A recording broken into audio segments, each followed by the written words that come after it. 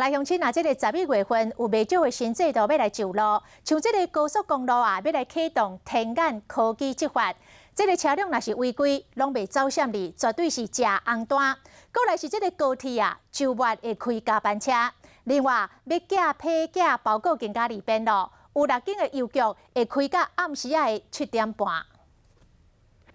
硬要插队，害后壁车去弄掉，也是发现讲，强要驶过头，到过造化线，后个驾驶袂使安尼驶啊。因为国道公路警察局11月7日开始将会启用天眼，伫中山高速公路路南93.5公里，新竹路南出口这个交流道口，用高解析度的摄影机针对违规插队，到过双白线，到过造化线3项违规要开罚单。同时嘛，运用伫台北市政府的转运站公车停靠区违规的，爱罚1200块。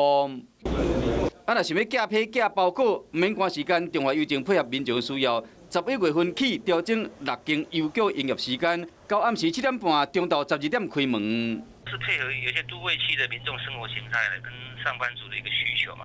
不过寄物件嘛要注意，若当时寄几啊件无包好，邮局未受理。